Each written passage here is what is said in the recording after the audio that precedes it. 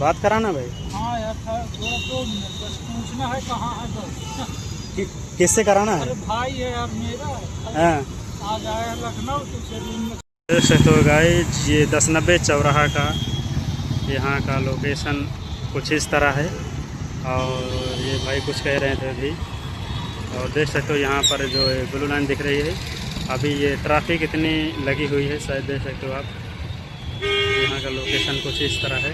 और ये मिसाइल जो बनी हुई है शायद आप देख रहे होंगे, अभी जस्ट जा ही रहे होंगे। और इस सामने दिखा रहा हूँ आपको ये यक्ष लगा कर।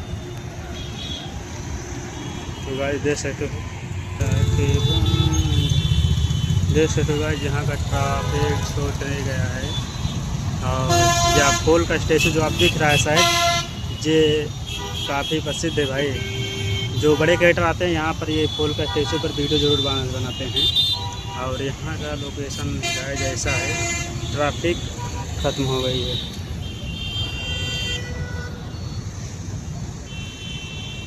बात कराना भाई। हाँ यार था थोड़ा 2 मिनट बस पूछना है कहाँ है बस।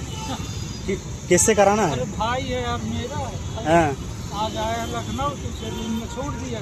हाँ। तो कह रहा था 10-90 जा रहा हूँ तो पूछ लिया। 1090 चौराहा तो यही है ना यार? हाँ तो पूछना था यही है कि रूम पहुँच जाए बस इतना है।